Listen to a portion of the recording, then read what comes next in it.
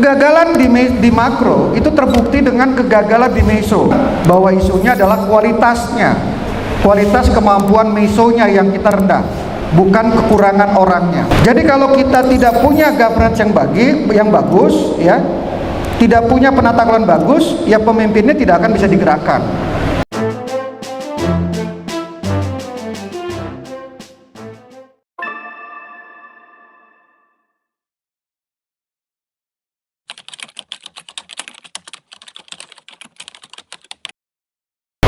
Jadi dalam kehidupan itu, saya suka membuat perumpamaan. Sebenarnya kita bisa lihat yang namanya kotak gigi planet gearbox. Jadi kalau di dalam mesin yang otomatis, mobil otomatis ini sangat penting sekali. Bapak Ibu sekalian yang suka nyetir harus paham planetary gearbox. Jadi dalam planetary gearbox inilah yang sebenarnya mengatur kecepatan dan juga mengatur seberapa awet mobil Bapak Ibu sekalian. Di dalam komponen kita kenal ada yang disebut sebagai gigi, ya, gigi matahari. Biasanya disambungkan nanti di gigi nanas, katanya dulu kalau orang sini. Kadang-kadang disebut juga sebagai lahar matahari. Kalau lahar materinya sudah hancur, sudah kena, sudah tewas itu mobil itu. Harganya mahal minta ampun.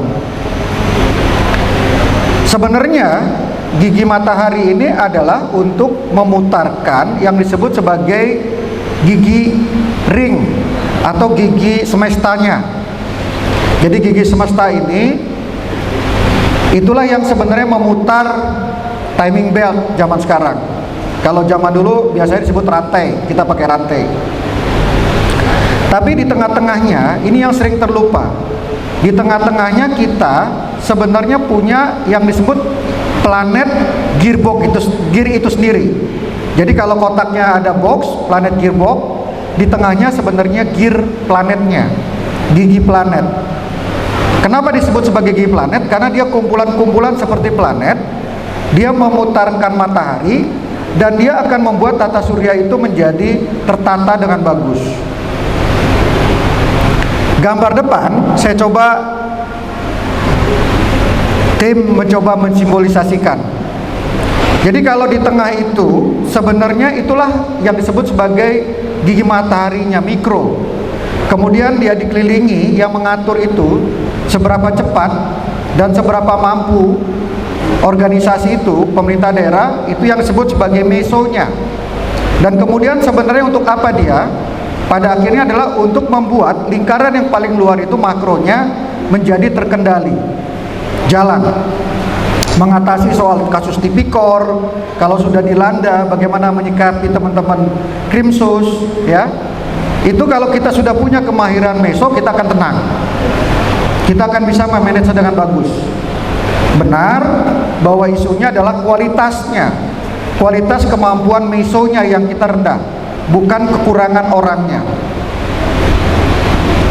Yang disebut di gambar depan sebagai meso atau gigi planetnya, itulah yang dalam kehidupan tadi disebut governance dan manajemen, kemampuan menata kelolakan dan mengelola.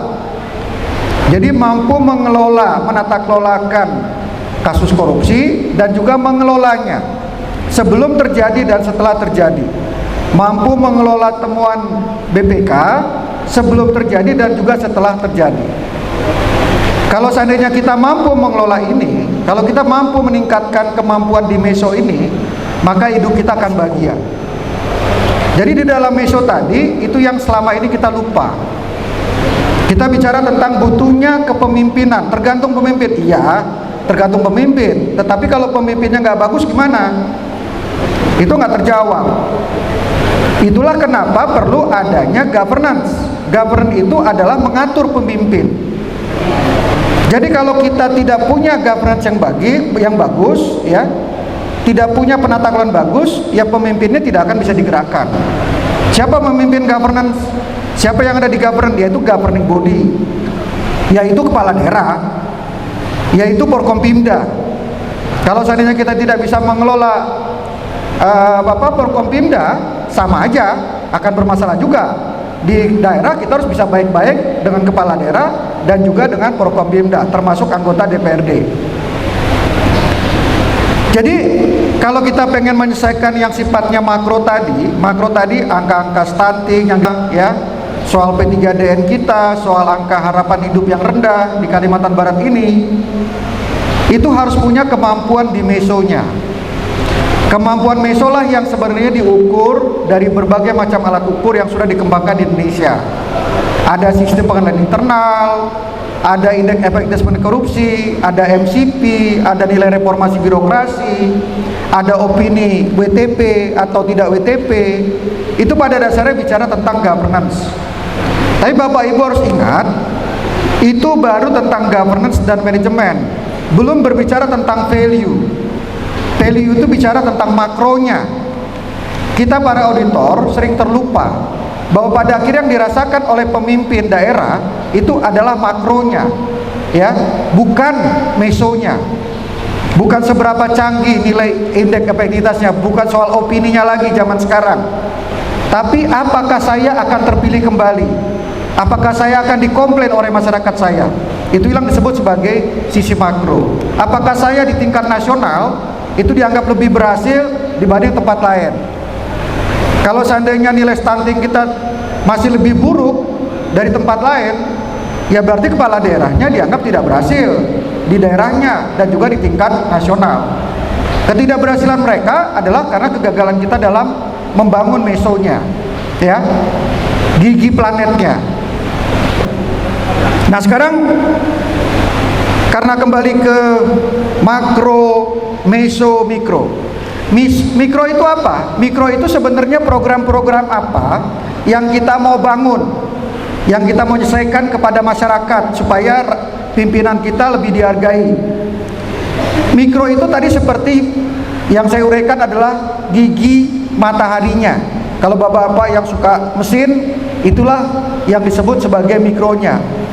Dalam bentuk apa? Program-program atau kegiatan yang kita rancang. Kenapa kita gagal makronya? Karena dari awal gigi nanasnya itu tidak dikelola, diintervensi dengan bagus. Asal-asalan merencanakan. Intervensi dari partai politik, intervensi dari DPRD, pokir-pokir yang terlalu banyak di daerah, ya. Itu memang membuat akhirnya gigi nanasnya cepat hancur. Nah, gigi nanasnya kebetulan kita ngambil contoh beberapa kasus di depan adalah soal pembiayaan daerah, transformasi layanan kesehatan, pengentasan kemiskinan, penurunan stunting, dana desa. Jadi dari 5 ini, program kegiatan ini kita lihat bagaimana pengaruhnya ke makro. Makronya sudah tidak bagus. Ternyata sama juga, karena memang program kegiatannya tidak bagus.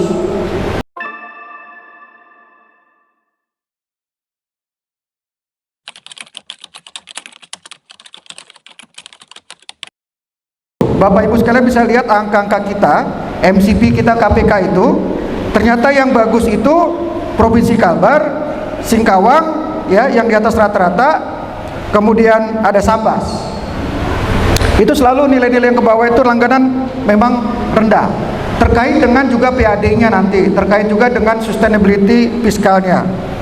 Manajemen risiko indeks, ternyata kita ada 6 Pemda level 3, lihat 3 ya datanya. Jadi kita sudah mulai ada transisi. Kalau lihat MCP tadi itu gapnya jauh, ya, ternyata dalam mengelola risiko kita supaya tidak berulang itu lebih jauh lagi gapnya, ya, separuh-separuh. Kemudian kalau SPIP kita sudah lumayan bagus, ya, 12 Pemda sudah di atas 3. Itulah governance kita. Jadi kita sudah diukur bahwa kemampuan menata kelolakan dan mengelola daerah itu angka-angkanya di sana. Nah kemudian kita bisa lihat kapabilitas APIP, tinggal utang Bengkayang. Berarti kita punya isu Bengkayang tidak mampu mengelola APIP-nya sendiri. Bagaimana mungkin kita bisa mengelola inspektorat, ya, sementara mau ngurus pemerintah daerahnya. Makanya nilai-nilai lainnya skornya di bawah. Nah kemudian opini kita sudah bersyukur sudah 15 dari 15, tapi kita masih gagal di sisi sakit, ya, tidak ada yang A. tertinggi cuma dapat BB, ya. Terus kemudian kita sudah ungkapkan berulang-ulang, ternyata kita banyak menciptakan ketidakefisienan dan ketidakefektifan dalam rencana penganggaran.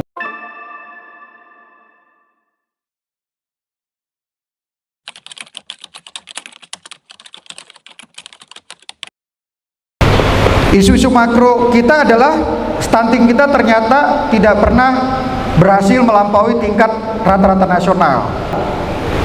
Nah, kita ternyata prevalensi stuntingnya secara nasional lebih rendah daripada di Kalimantan Barat ini. Tapi syukurnya kemiskinan kita itu di bawah nasional, ya, hijau di depan.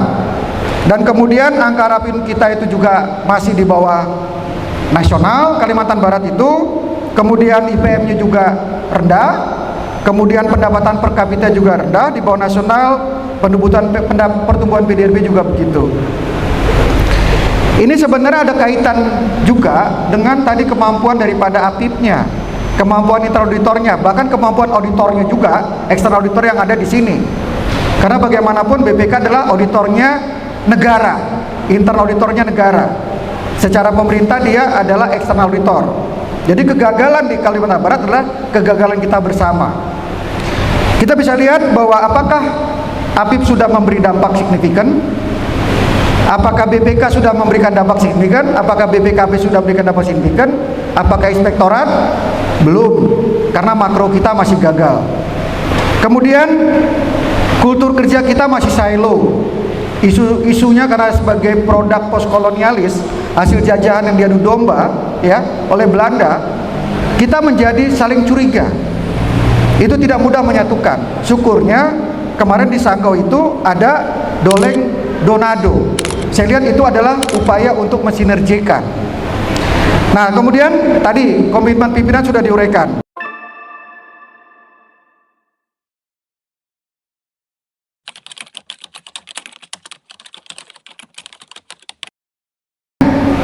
Kita ambil contoh, ini bukan berarti yang tidak saya sebutkan tidak ada. Ini kebetulan yang diuji petik di sampel. Di Bengkayang dikasih duit, gitu ya. Ternyata pinjaman yang cair tidak dimanfaatkan hampir 600 juta. Sudah nyari duitnya susah, ternyata tidak dicairkan. Itu kemampuan mikronya. Kemudian kalau kita lihat Sambas, kebijakan khusus pembiayaan daerahnya tidak ada. Kemudian perencanaan pinjaman tidak memperhatikan kebutuhan. Defisit melebihi ketentuan. Pembiayaan tidak dimanfaatkan. Realisasi PBJ tidak direalisasikan. Kemudian kita lihat Pemprov.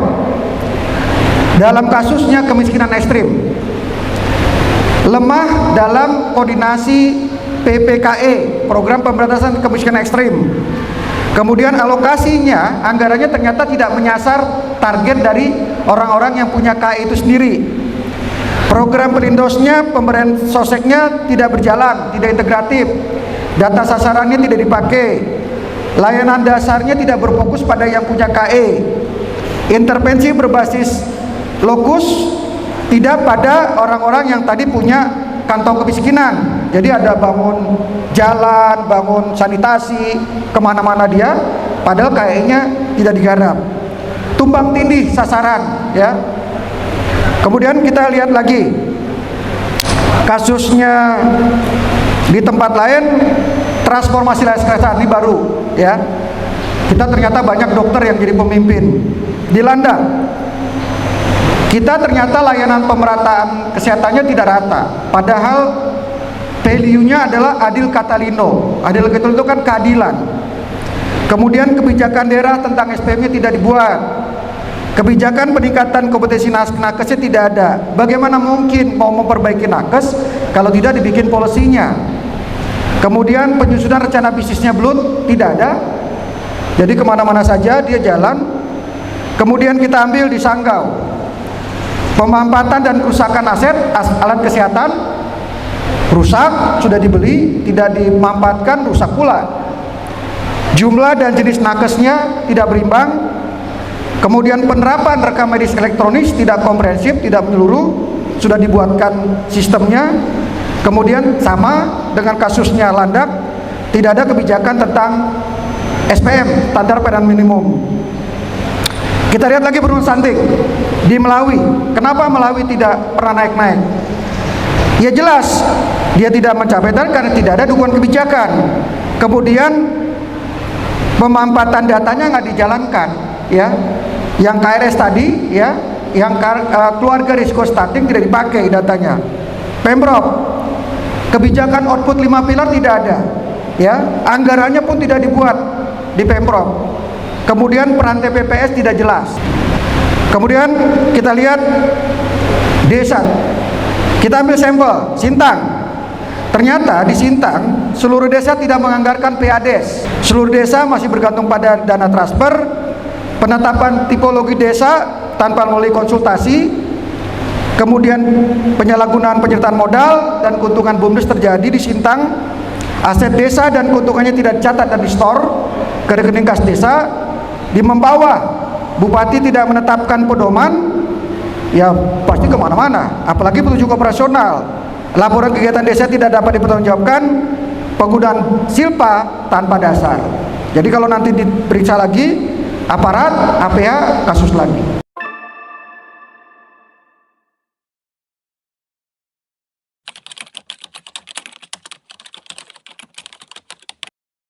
BPKP telah berusaha dengan baik. Jadi kita sudah membentuk forum pengawasan intern.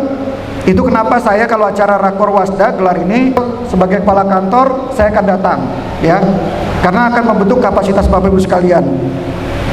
Pertukaran informasi, ya, kita sharing information. Jadi tidak hanya intelijen aja yang pertukaran data, kita juga harus pertukaran data. Mengembangkan standar SOP, kita banyak menerbitkan pengaduan, koordinasi dan harmonisasi, peningkatan kualitas dan pelatihan, merasakan bermanfaatnya sertifikasi itu, ya. Kemudian kita mengembangkan kerangka manajemen risiko supaya tidak berulang lagi.